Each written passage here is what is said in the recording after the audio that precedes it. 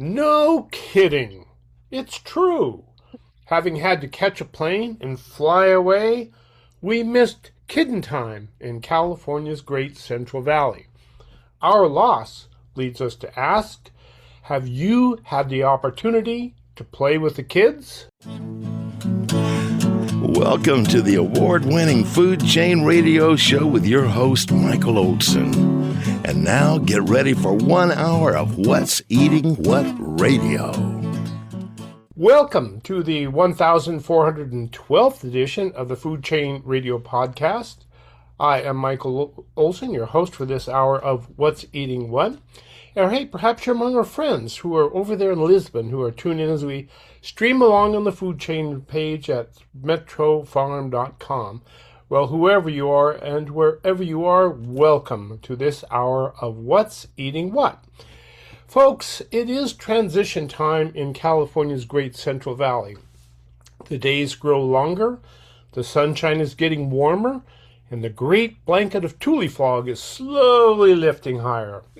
Soon, the almond trees will burst into blossom, the bees will buzz into a frenzy, and farmers will return to the soil to plant about $34 billion worth of crops, give or take. The return of spring to California's Central Valley may just be one of the greatest shows on earth.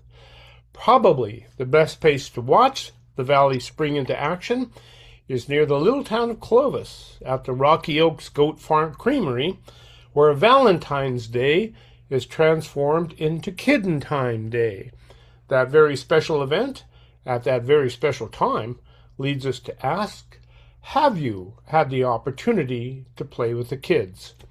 Now, if you have, then you just might be able to imagine the fun at Kiddentine Day at Royal Oaks Goat Creamery. Well, here to lead us through the story of kiddin' time and goats and goat dairy and starting a goat farm and selling goat cheese, we have Margie Weber, who is co-owner of Rocky Oaks Goat Creamery, with her husband Joel, who's hiding out in the background, I suspect.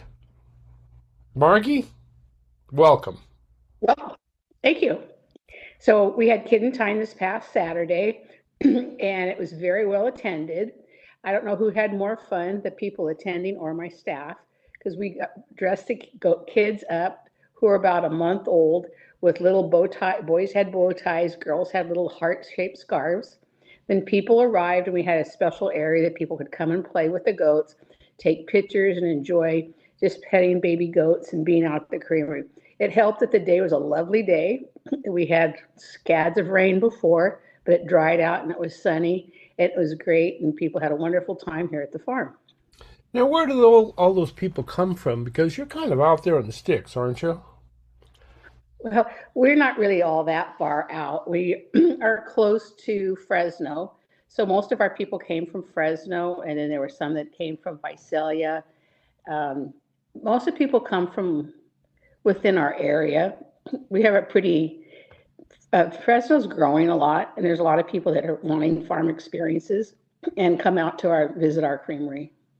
It's hard, most people probably don't realize, but Fresno County is probably the most productive agriculture county in America. Is that still true? Yes. Even though it actually makes it nice for us to be in an ag center too with all of our kids and selling our kids, because a lot of them go out to become grazers, or people can have their home farms and want goats to milk. And so they'll buy our goats so that they can have their own goat milk. Mm-hmm.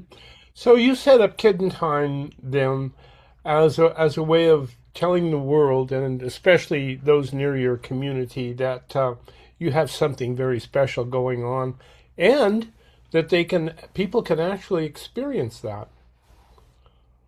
Yes, it's one of the rare few times that people can come and actually be with the baby goats, because we have supervised visits and things like that. And we open our farm up that people can come out and enjoy the kids, because goat kids are really cute. Well, I've had the opportunity, having been raised on a farm, to actually experience baby goats, which are called kids, of course. Mm-hmm, And mm-hmm, when the baby goats are born, it's kidding time. And so I've mm-hmm. actually had that wonderful experience. Tell the audience a little bit about what makes goat kids so fun, especially for city kids. They our kids are very, because we bottle feed them, they're very tame and they love their bottles. And so they'll run up to people thinking it's bottle time. And so they like that. And kids are very spontaneous that they'll just hop and leap around the area and they start acting like big goats real little. So it's kind of just funny watching little miniature goats acting up. And then they just have an energy and a happiness to them. And they like to talk and they complain and they like to chew on everything. They do eat hair. So when the kids and the city kids actually visit, these goats are very, very sociable with the children. Yes, they are. And sometimes the kids are a little overwhelmed by that because they go, oh, they bit my fingers, but they put their fingers in their mouth. And if kids will suck on fingers because they think it's their bottle.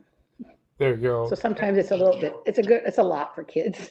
And do you allow city kids to feed the goat kids via bottle? um, the kids are the goats are on, they like schedules. Hmm. And so usually they're fed before they come. They want to feed them and kids will, I mean, baby goats will eat whenever they're fed, but they don't need to be fed. So we usually don't do that. Okay. But there's enough activity in the kids so the city kids can have quite a show for themselves.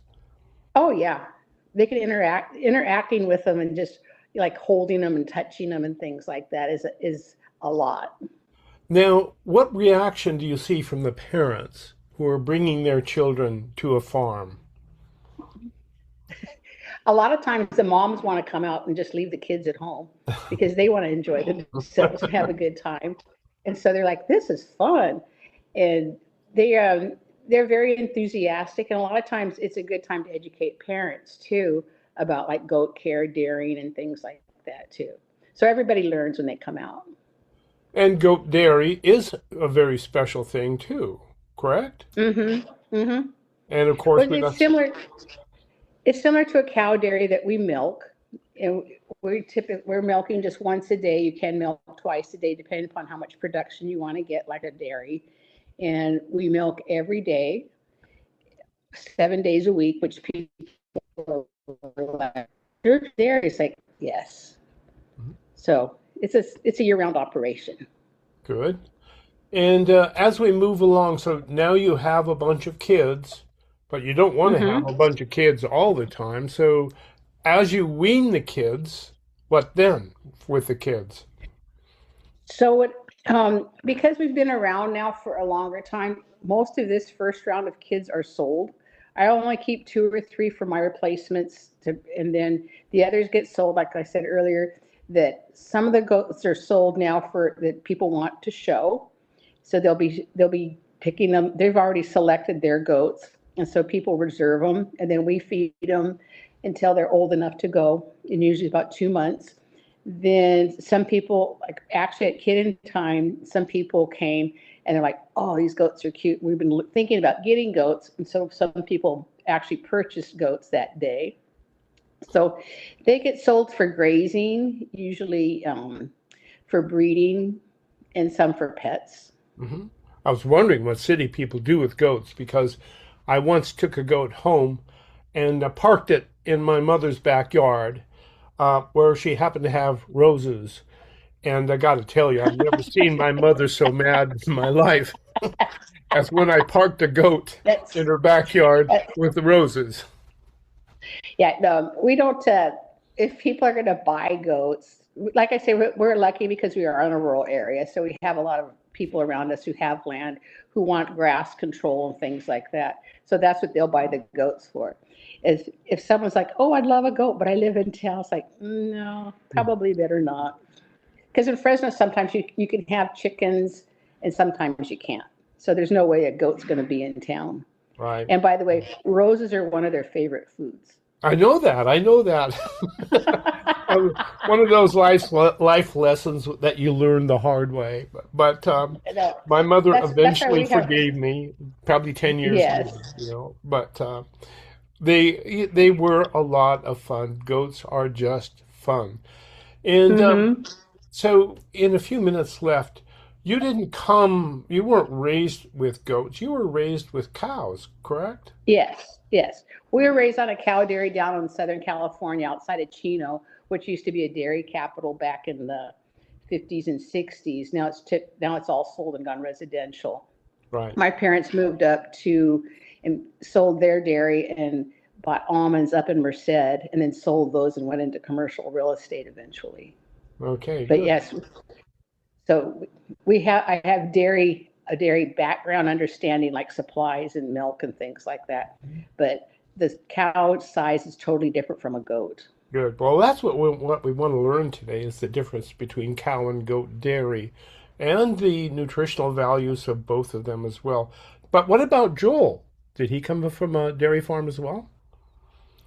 Joel was raised in town. He's actually a minister's son Oh, okay. and is a farmer and was a pharmacist by education and worked in pharmacy and drug distribution for years, and then is now working back in the hospital system in finance department doing pharmacy contracts.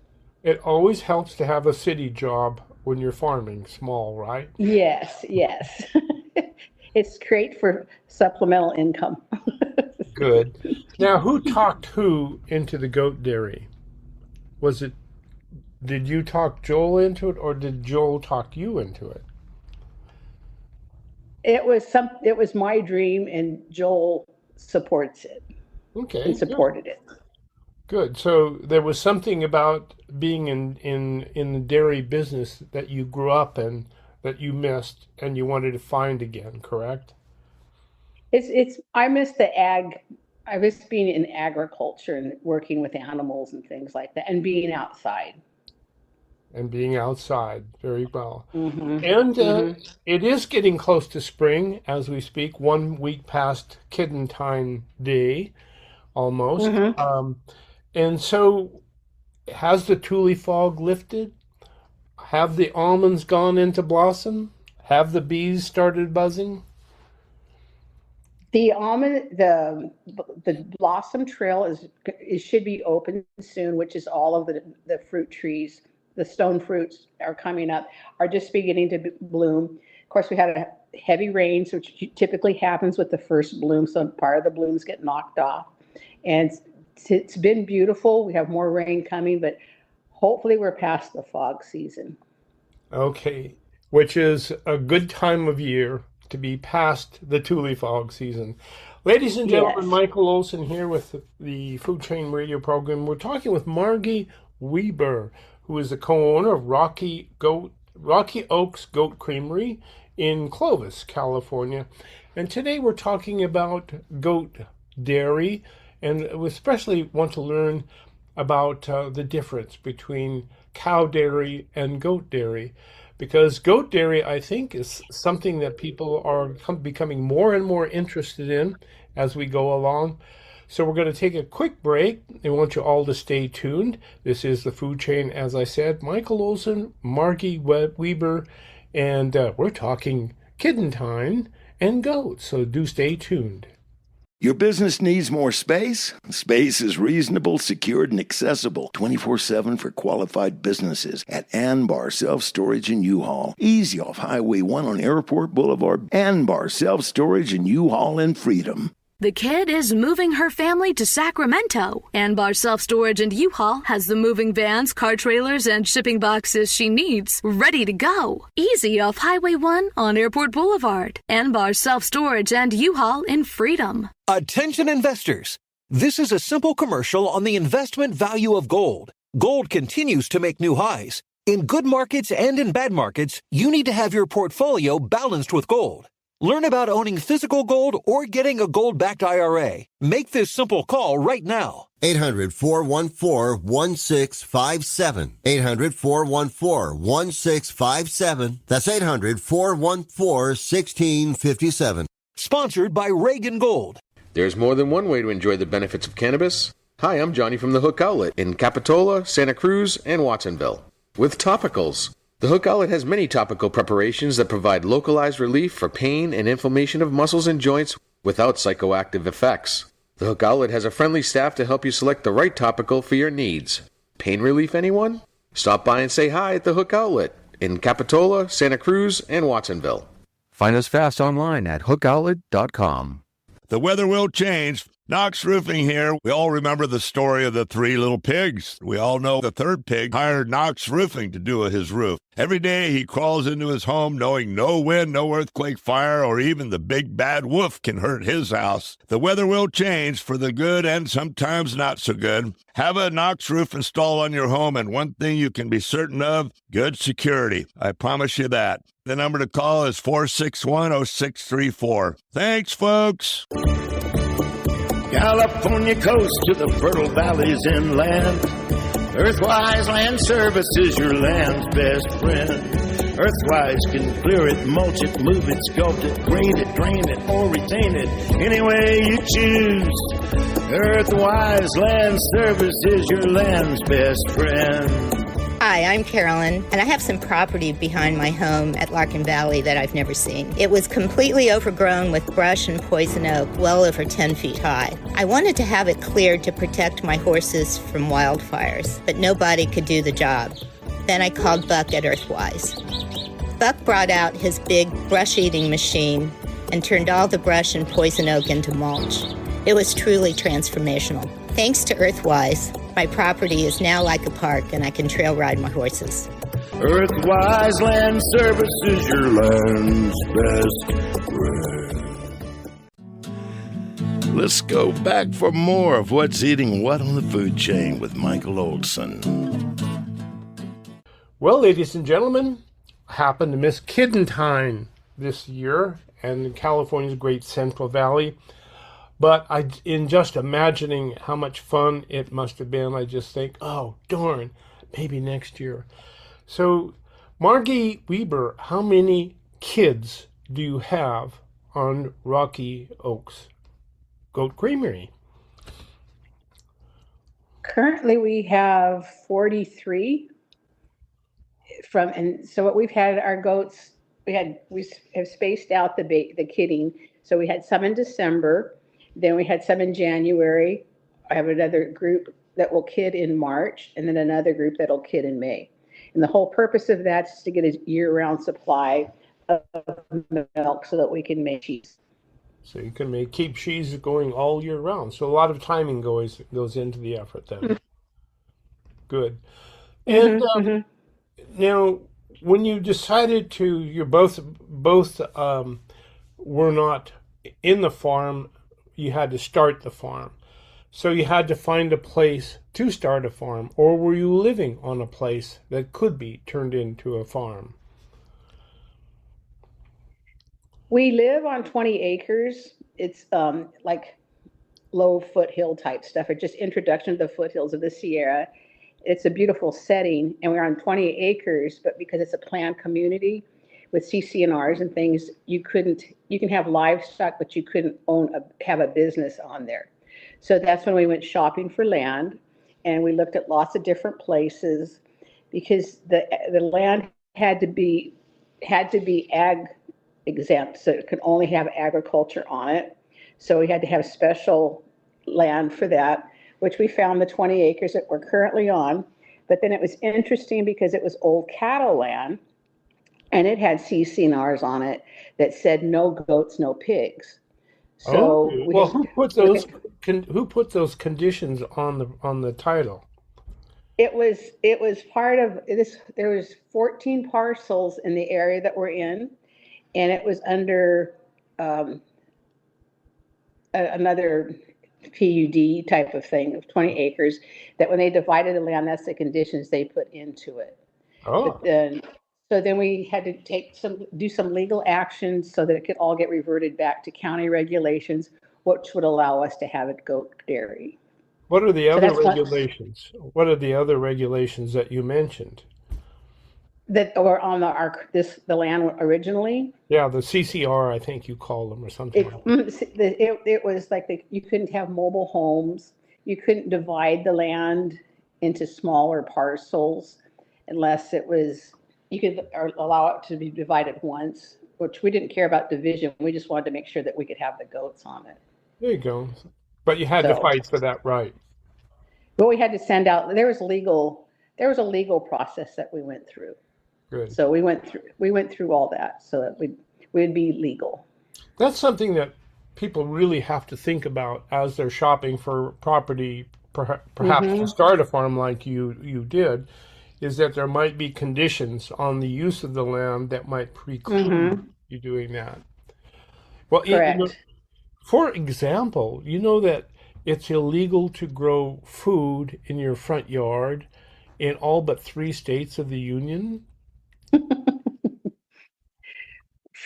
Just for your personal use? Yes, amazing. I Oh, mean, there are old rules. I'm sure a lot of people like myself break them, but they're there. Those rules are there. So, and interesting. if you're going to engage in a commercial activity like a farm, you have to hmm really watch out for those things. So Correct. you found 20 acres that replaced your kind of suburban 20 acres, and now you're out in farm country. No, actually, we still have our other 20 acres. Ah, So basically, what it is, it actually works really well to have two 20-acre parcels. We're 15 minutes apart because at home we keep our bucks and we have our retired does over there and then our replacements. So whatever oh, our goats, so here are just our working gals, and at home is where our more of the hobby goats, or if we cull goats, they go home. well, with that being a perfect segue to life on the Goat Creamery farm, what is the social makeup of a goat dairy such as you have there? You have 2 different parcels for 2 good reasons, right? hmm The Our social life is that we spend a lot of time with goats, and with our other staff and things like that sort of thing.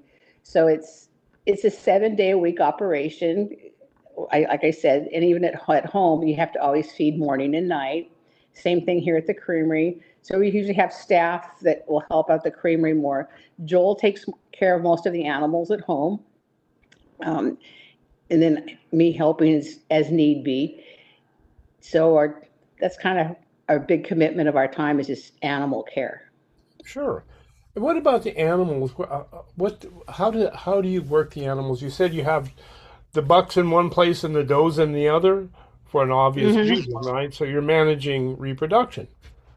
hmm So that's part of our herd management program is that we're a closed herd, meaning we only use our bucks for breeding our gals, and they're all registered, so we know who's the father, who is from who. So then I do that whenever I figure out their breeding and what bucks to bring over.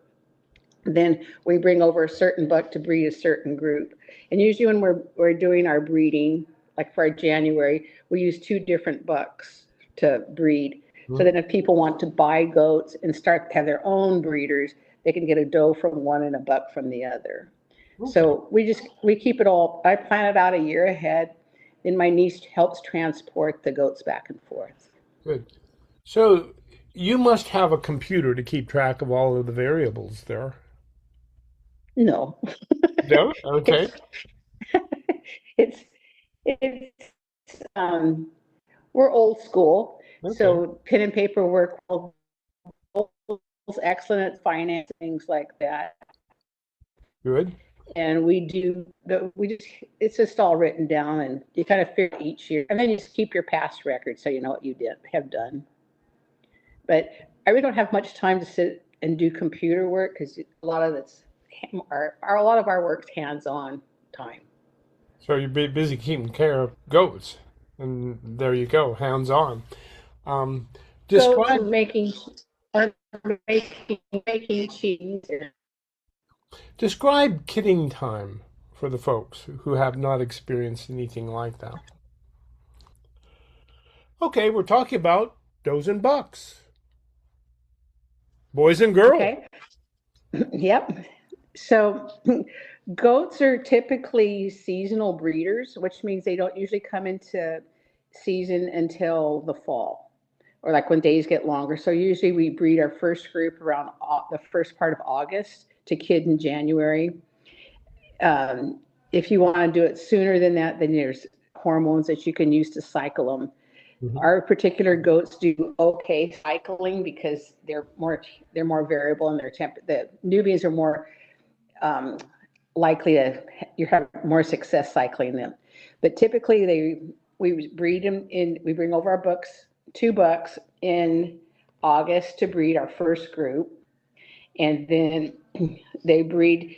Goats cycle every 3 weeks. So you have the bucks here for a couple of cycles, and they should have bred the ladies. We take them home, and then we continue milking those gals until they're about 3 months pregnant. Then we would dry them out. We stop milking so that they can put more of their energy into the pregnancy, and then we start the waiting game. Whenever it's about time, we figure about 5 months is whenever the expected kidding date is. So then I go on goat watch, which means I come and stay over at the creamery and check on the goats every couple hours if someone's looking close or something like that. And goats are very classic whenever they're going to give birth because their udders will fill up, then their back tail softens. So that's like the ligaments getting softer, things like that. And typically they might have some yellowish discharge, and then that's when you know that kids are coming soon. So that's when you really start paying attention. But then then you really you're on high alert. Okay. And usually sometimes they can have kids without assistance. Sometimes because there's so many in there and they're all pushing at once, you'll get different presentations, or if it's been a failed pregnancy, if you had a kid that didn't make it, it's who's the first out, then the doe doesn't dilate quite as well. And goats dilate from the inside out.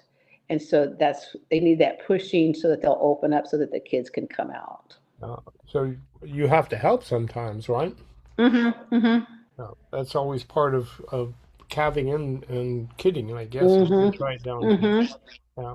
Yeah, because you don't want to lose the kids, but you don't want to lose the mother either. So you want to make sure everybody's safe. And then it doesn't take long for them to stand up, for the kids to stand up and start bopping around, does it? They say like good healthy kids will be up within like 5 minutes and stuff like that. Sometimes it's a little bit slower. If it's been a more difficult birth, it'll take them a little bit longer. And then we will usually milk the doe and get some colostrum and make sure that the kids have the colostrum, dry them off and then keep them warm. So that's another big thing with you worry about kids. If they get cold, then they don't do very well. So you want to keep everybody warm. We have a kidding barn now that will have like heat lamps up and stuff like that stays a lot warmer. It's a lot easier and then keep them off of the floor because it's a concrete floor, which can be cold. So we have pads that we have down on there and then straw. Mm-hmm. So it's a whole kind of bunch of stuff to do. It's an operation, isn't it? Yes, and it's rather stressful. So it's fun to whenever they come out and it's exciting, but it's also a lot of concern. Mm-hmm. Good. And does Joel participate in all the fun? Not if you can help it. Okay, but you do have help, and I notice you have a local community college that you can get help from as well, correct? Actually, the does trust me especially, and so usually, and I've learned how to handle a lot of this stuff alone because I raised them as kids, so they know you're there to help them. And so there's a trust between them, so it's not too bad. And you're under a timeline too with the kids. I have a vet that's taught me a lot. And then my nursing background helps with the whole kid and medicine care of animals too. But we have some of my employees are from Reedley, and usually they have livestock backgrounds. So that helps out too. You still have strong 4-H programs in the area, correct? Did you hear? Yes.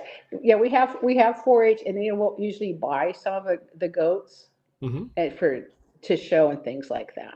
So you have that relationship. Good. And what about the operation of milking? How does that go? You don't do that by hand, do you? We're on a bucket system. So what we do is we milk into to buckets that are maybe 3 gallons each. And so we're rotating them out because the goats will give anywhere from a half gallon to a gallon of milk. And we milk 6 in a what we call a string, like a cow dairy. And so they fill up one bucket, we take it, and then we filter it and then put it into individual cans that are 2.5 gallons that we store in a refrigerator until we make cheese. Okay, good. You don't milk them by hand, do you? No, we're on a bucket system. Okay, good. I still remember how, I think, but it's been a while. Good. And then the cheese making process. Quickly, how does that work? We use just our milk, and our milk. The cheese is no more than 3 days. Milk is no more than 3 days old whenever we're making the cheese. I have a special gal, Lucia is my cheese maker, who's very fastidious and works out great for cheese making. We make 10 different cheese and then plus a yogurt. So, and on Mondays we plan out what we're going to make. We're making a lot of our fresh cheeses now because we still have some of the aged, and the aged we'll start making when we have more surplus milk. Okay, good. And fresh milk means that you have to have fresh customers. We have lots of customers. Yes. So usually the Vineyard Farmers Market, we sell just at Farmers Market. Our product is such that it's not really, there's wholesale to restaurants, but to like a retail chain or something like that, we're not big enough to do that. And we don't have the cost point or the length of shelf life, which they desire for their products. Right. So retail has its own logistics that have to be satisfied by the farmer too. And if you don't quite fit into those logistical requirements, you don't quite fit into the grocery store. No. Yeah. Well, good. Yeah, because we don't have the quantity that they would need to meet their needs. Right. And quality, quantity, uniformity, all of those things really do fit in to the thing. Well, all my life I've heard about the virtues of goat dairy, and I'm so happy to have you here today to fill us in on the difference between cow dairy and goat dairy. And as a former nurse, is that what I understand? You probably have an idea about the nutritional differences as well. Ladies and gentlemen, this is the Food Chain Radio program. Michael Olson, your host for this hour of What's Eating What, with Margie Weber, who is the co-owner of Rocky Oaks Goat Creamery in Clovis, California.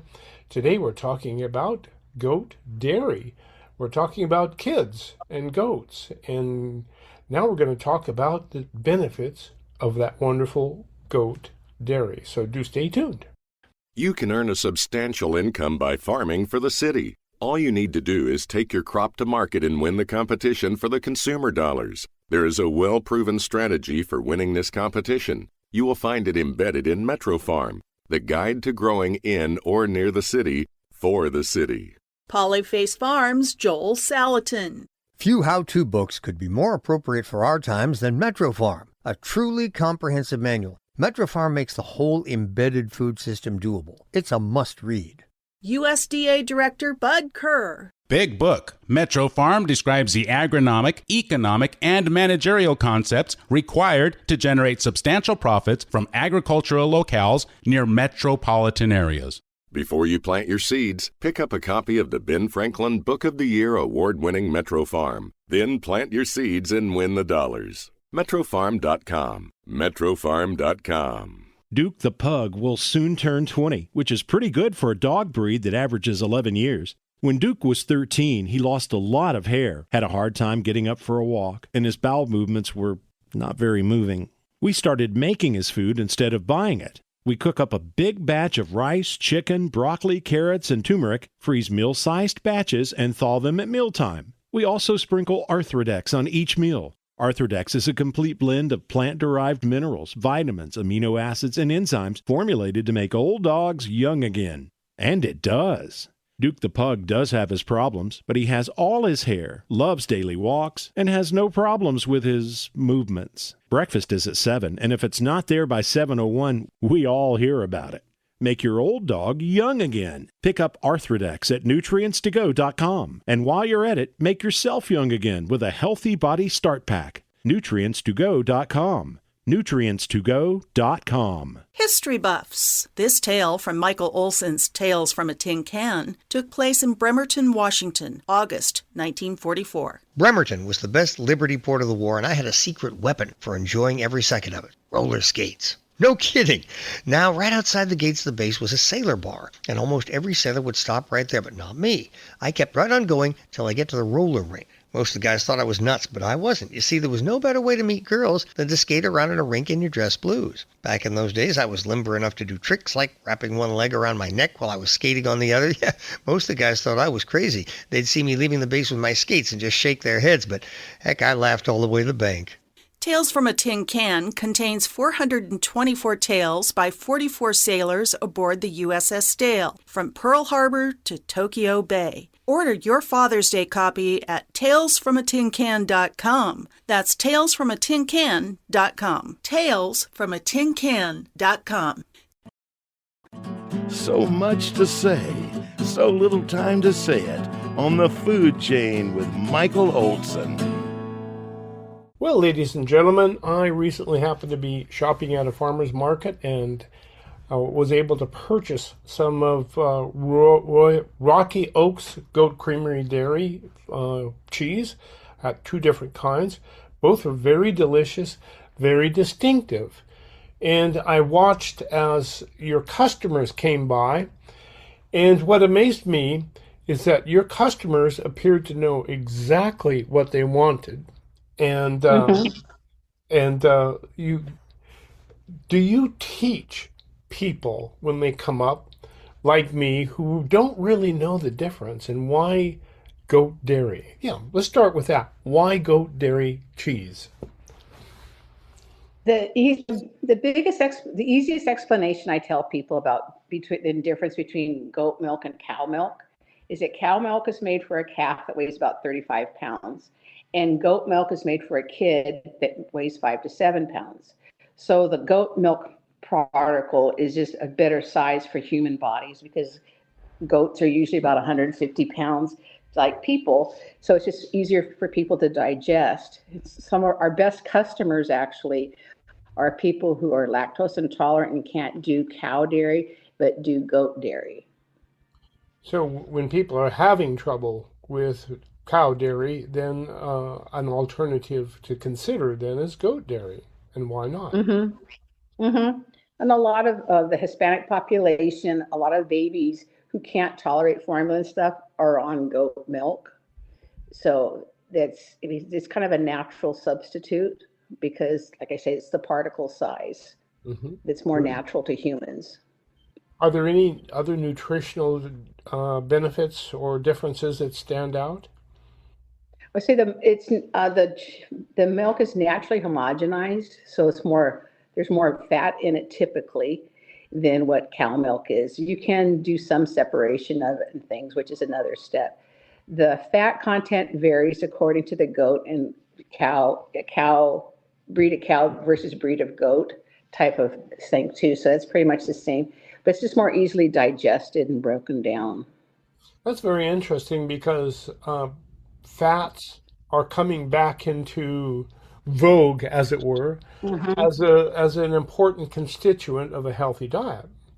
We need good fats because our brains are made out of fats, and our body needs good fats. And it would Right. seem then that if goat milk is naturally homogenized, one would get a better source of good fats from the milk. It's easier to breaking down, so the cholesterol is supposedly be better for your cholesterol levels and things like that. There's a lot of people that tote the benefits of goat milk. And some people say drinking raw milk helps for allergies and things like that sort of thing. So basically, it's just easier for your body to digest, which is going to be better for you all around. Okay. Now, the other big conflict in the world of milk is that some milk is raw and some is not, of course. And there's been a lot of contention against raw milk in the world. But having been raised on it myself, I never saw anything wrong with it, as long as the dairy's good. What about your goat milk? Is that raw milk then? No, I too was raised on raw milk, and I have a positive TB skin test because one of our cows had bovine TB. So it's just a way to controlling disease control. But the other thing that's nice for cheese making is ours is all pasteurized. It gives you ground zero to start when you add bacteria in. So it's going to make for a more consistent product. If you are you have your barn milk and you just bring it in and start making cheese, you're adding more bacteria. You really don't know what you're bringing in. So it's more of a quality control thing too, to do pasteurized. Well, and it's a liability. I, for one, was always amazed at the amount of bacteria we carried around on my grandparents' farm with our buckets of milk as we passed through the barnyard and out into the barnyard. Where there's 100 trillion bacteria per square inch. It just Correct. And you just put it in the separator, and there you had your milk, and that was that. And nobody ever seemed to get sick. So that's been my experience with raw milk. Now, as to the cheese, I noticed that your customers at the farmers market seemed to be very smart about their dairy, and they knew exactly what they wanted. Our goat cheese customers typically those who have been through something and have sought out goat dairy to fix that something? Not necessarily. It's kind of a different balance of people.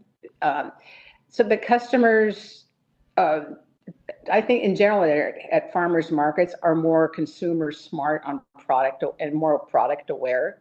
They're more label readers and things like that and want to know more about their products, and they want to know the farmer. And I think that's the typical farmers market person.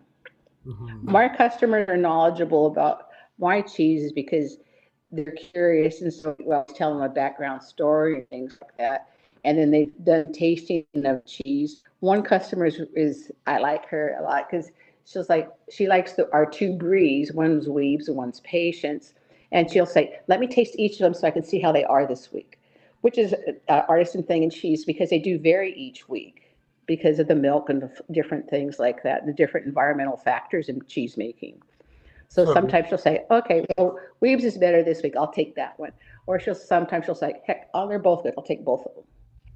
So it just somebody varies. Who's really tuned in to taste then, because because what we're talking about is a living food.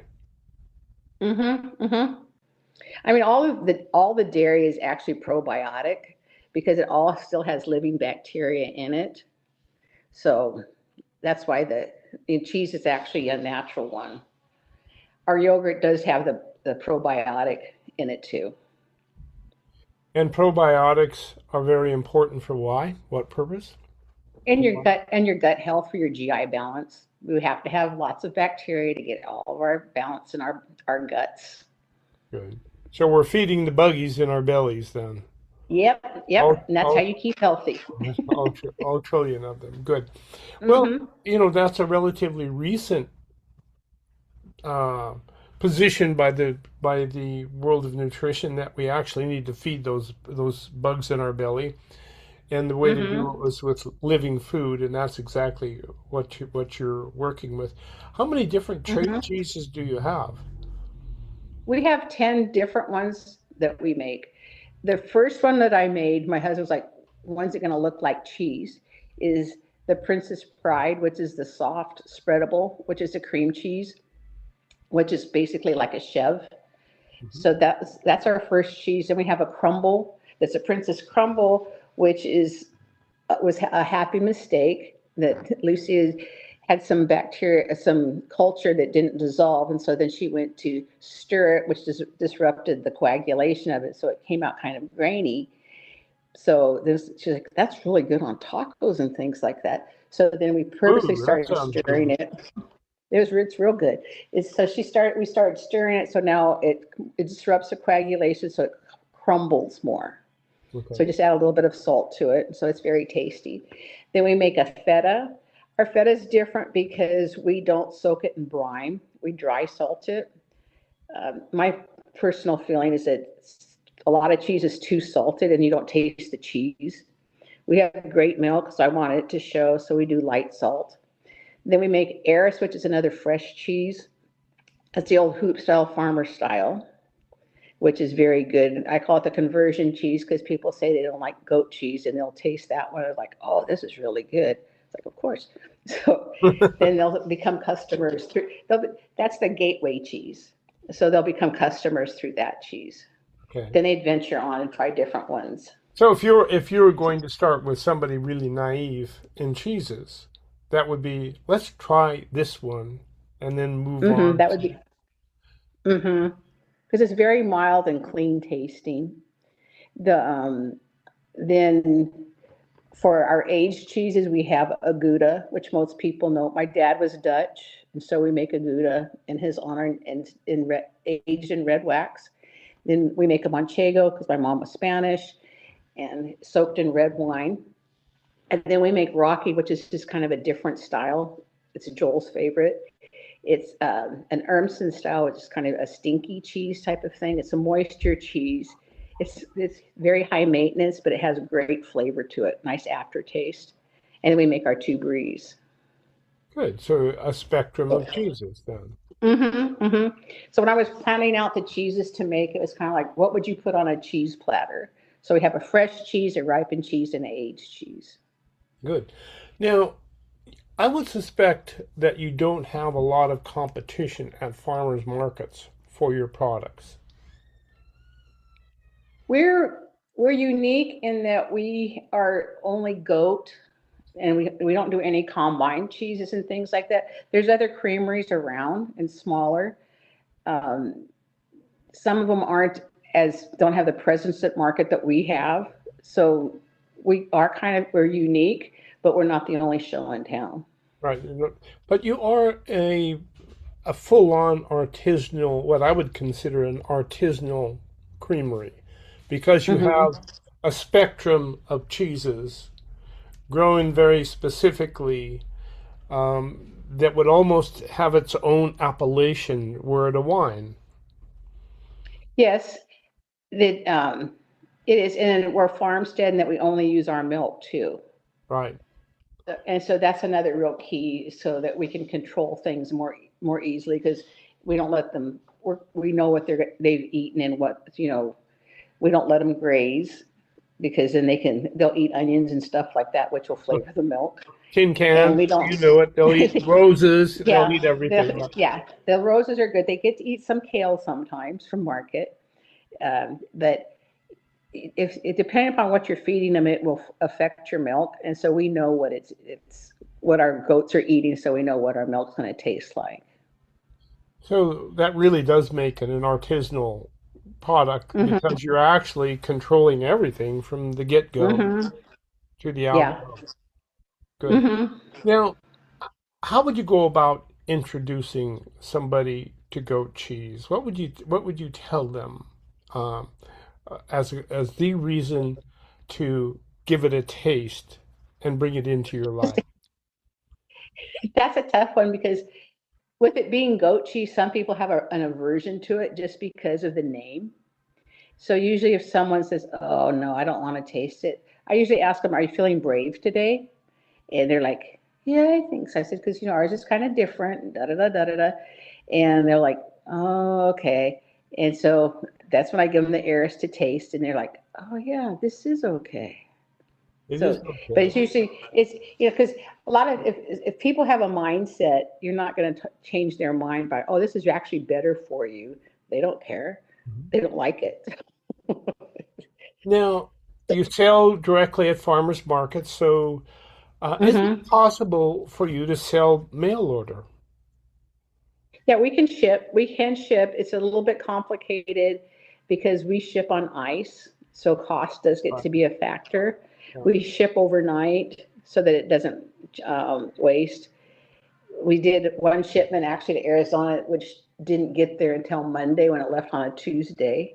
So we just reshipped that one. But yeah, mail order is possible.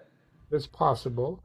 So, and to do that, how would somebody in Arkansas get to taste your cheese if they wanted to? Arkansas would be tough because we use GLS, which goes overnight, and it's mostly the western states. Oh, okay. So they might be able to try more of the aged cheeses. I wouldn't recommend, because they don't require as much ice and shipping, and they could probably do a flat rate UPS mailbox. Okay. Mail service type of thing. That's thing. something for people to consider in Arkansas is to, maybe forget about the fresh until you visit California Central Valley, and then you can try the fresh there. But the aged cheeses are available everywhere. Now, the direct from people to farmers is becoming increasingly possible and also increasingly familiar as we go forward, because my family gets food from all over the country from farmers we know. And that's something, have you considered opening up that market in a more deliberate sort of way, going after the world? Not currently, not at our current production level, because like I say, it's the whole shipping and. You probably have to get 100 more acres or something, right?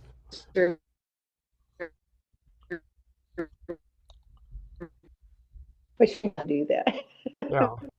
I like that being directly involved in the whole process, and my fear is if you grow too big, you lose control, and then you're going to lose quality.